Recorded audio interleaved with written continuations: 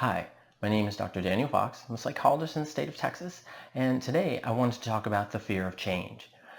Some folks have been writing me lately, and they've been going through my workbook, and I think that they are challenging themselves a little bit to use more adaptive strategies over their maladaptive strategies. And I think that they're encountering this fear of change. And sometimes folks think that or they feel that, well, if I know that there's a positive outcome or if I can engage in positive behavior, why would I be afraid?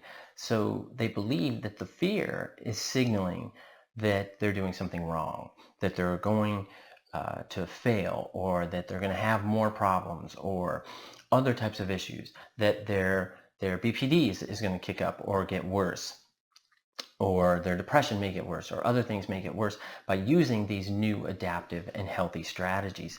And so that this video I kept thinking about it and thinking about it, and I was like, I should really do one on this so folks understand that this is part of the process, that part of that fear is understandable and normal. When my clients, when they encounter that, we of course talk about it. And when we talk about it, what I usually say is, okay, well, let's look at your maladaptive patterns. And sometimes they're cutting, drinking, drugging, other types of negative and maladaptive or unhealthy behaviors, right, that they engage in. And then we say, okay, what are the adaptive strategies? And we'll go through the adaptive strategies. And they say, okay, which one has greater value? And invariably, and I ask them to draw that mark of greater than, less than, or equal to determine which is healthier for them, which is better for them. And invariably, they pick the adaptive strategies. Then we talk about, what does that mean? What does that look like?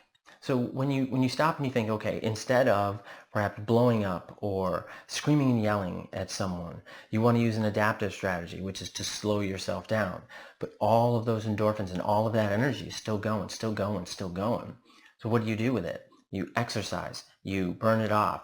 But if you do that, there's a little thing in your brain. And for those who have BPD, that little thing, which is part of your BPD lens, which I talked about earlier in a video, is that part that tells you, oh, you're a failure, you're weak.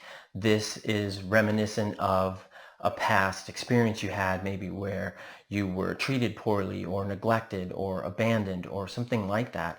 And that voice is really strong, and it's the voice that you're used to, particularly if you have BPD or another personality disorder. Those little voices in your head, now they're not psychotic voices. They're little voices in your head. That little voice is saying, you have to engage, you have to be strong, you have to destroy your adversary, use all that energy to destroy them. And you're so used to falling into that old maladaptive patterns, you do it and you go for it. And what happens is you have the same negative consequence. So if you go into the adaptive behavior, you're going to get some pushback. Your BPD is going to give you a little pushback. That part of your brain that's used to the maladaptive pattern is going to resist that. And it resists that by tricking you, by telling you, hey, you are going to be this, that, you're going to fall into this, that, this is going to happen, all of these things to increase this level of fear that that you can have. So you go back to that maladaptive pattern, but don't. Resist that fear. Know that that fear is part of the process. Explore what that fear is. What am I really afraid of? And try the adaptive behavior. Try the adaptive behavior multiple times. And you'll see that it'll increase the probability. There's no guarantees, but it'll increase the probability of a positive outcome. And that's what we want.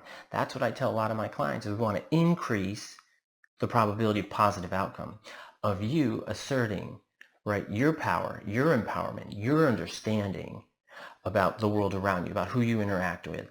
Because when you engage in maladaptive behaviors and patterns, what that usually does is puts you in a one-down situation where other people have to sometimes intervene, take control, or you end up validating what all those people believe about you. And that is the last thing, A, that we care about, and we want to focus on. We want to focus on what's good for you. And those adaptive strategies of relaxation, reasoning, processing, reasoning a positive outcome to increase that probability of a positive outcome is what we want to focus on. And it is possible. The fear is part of the process. The fear does not mean that you shouldn't do it. The fear does not mean that you are weak. The fear does not mean that there's something wrong with the process. when you were little, when you first learned these maladaptive strategies, you had some fear about them too. But you did it, and you did it, and you did it, and you did it, and you did it, and it became a default pattern, which is another video that I have as well on these default behaviors and patterns. And it became second nature. But as you grew up, or the situations that you got into, that it became really destructive in your life, building relationships, employment, relations with your kids or with your significant others, and it became really destructive. And sometimes you may have internalized that to believe that you're a bad person, that you have low worth, all those other factors. But the adaptive strategies is a way out of that.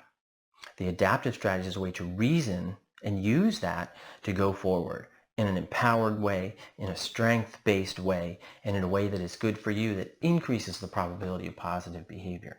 And that is what I try to do with all my clients. That's what I try to do with these videos, is to help folks find their sense of empowerment, utilize their sense of empowerment to do something differently for themselves so that they can have more positive experiences, greater self-control over their life. And that's what I hope that this video does for you.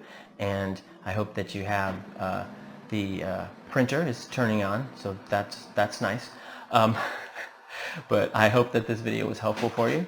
And thank you very much for your time and attention. And I will turn off the printer in future videos. So have a good day. Bye-bye.